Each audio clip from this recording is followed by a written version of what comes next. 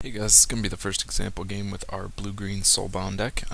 This opening hand right here, pretty good. We have 3 lands available to us. We also have an option to get the green mana that we need off the Evolving Wilds. 2 mana leaks is good, give us a little early game control, but we definitely want to be able to get this Lumberknot in and going as soon as possible. A little bit slow, I talk about this in the article a bit, and in the deck tech a little bit. Having these two is a common thing, the Shieldmate and the Lumberknot.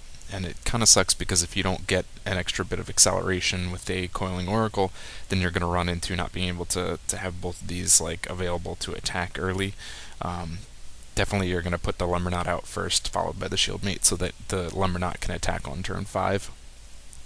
But having those both at 4 mana cost is definitely a little tricky as far as the balance of the mana curve goes. It's not so terrible that you wouldn't run it because, the Shieldmate is just that good and so is the Lumberknot, but it's still a little tricky nonetheless. So my opponent starts out with a Goblin Arsonist. That tells me probably just running some kind of red deck wins. Goblins, either way, it's going to be fast, it's going to have burn spells. Definitely going to be a great time to have that Shieldmate. Having that in play is going to be great. This Arsonist has the ability where it deals 1 damage to targeted creature or player. So getting the Shieldmate down and giving those creatures hexproof is going to be definitely a strong play against my opponent here. So swings through and puts down his second card, which is Curse of the Pierced Heart, and this is definitely I don't want to say frustrating, but it's definitely a nice card that has been added to a lot of the casual red deck wins decks out there. Enchant player and deals 1 damage on the upkeep. And it's definitely a little frustrating in a deck like mine where you don't have the mana available to kill it off. Sorry, not just mana, the cards available. Now you do see a bit of a misplay there. I had kind of F6 through his turn, so I did not mana leak, even though I did have 2 lands open and available for use. Definitely don't do that kind of thing. Sometimes I just get a little too hasty in my play and I'm clicking through trying to keep it moving.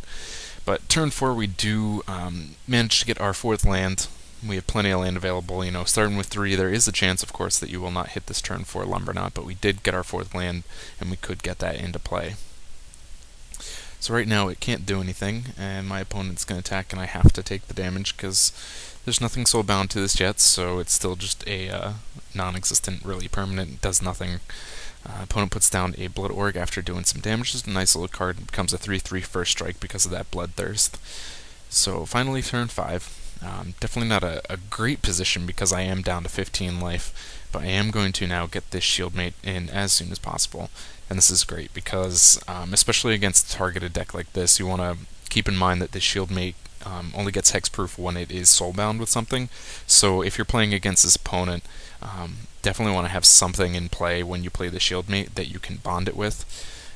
It's even better because he's tapped out, so there's not going to be an in-response lightning bolt or something like that. But even if it wasn't the Lumberknot, if you had an Oracle or something, you just want to make sure there is something to bond this with so that it does gain that hexproof ability.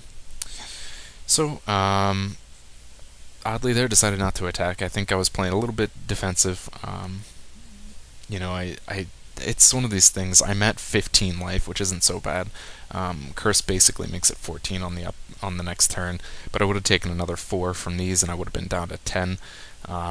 And with 5 cards in hand, 4 mana available, I think I was just trying to play it a little bit safe. You never know what kind of combination of lightning bolts and whatnot my opponent may have in his hand. So he attacks through, and here I'm assuming that he did not realize that this had hexproof or just made a misplay here.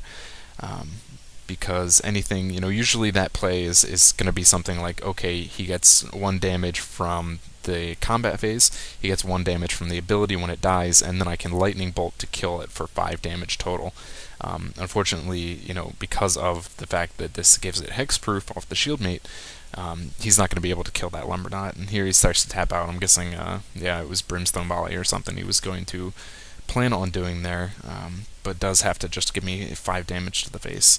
And this is another reason why I said that Sumi was playing a little bit reserved on this one as far as it goes for the red deck wins, because it's just, you never know, 4 cards in hand, usually, you're in a good spot if your opponent playing red deck wins has not many cards in hands, and that tells you you're in a pretty good spot that he's going to be in top deck mode, and that's where you want to be. But right now, he's got 4 cards in hand and 4 mana available. He's got plenty of options as far as burning me down. So draw into a joint assault here, and I am going to attack through, and do have the opportunity. This is what I figured was going to happen, is that he was going to block with the Blood Ogre to the Shieldmate. And again, because of the hexproof, he can't, even after I pump this, he's not going to have an option as far as doing the remaining damage to the Shieldmate to finish it off. So I do pump both of these. He's going to take 7 off the the Lumber Knot, and the Ogre does die to my now 4/5 Shieldmate. Opponent decides to concede here, but the game was far from over, I think. He had 4 cards in hand, 13 life, so me being at 8 and taking 1 per turn off of simply the Curse of the Pierced Heart definitely had him in a position where he could have done this. He did say in chat that he had to run, so it was not, just, conceding outright. But I do think I still had this hand in game because, we've got these guys on the field. The Shieldmate is giving the Lumber Knot hexproof, and those two are going to be a hard thing to deal with. Not to mention the fact that I have these 2 mana leaks in hand and plenty of mana available to me to counter anything I needed as long as I did an F6 through the turn.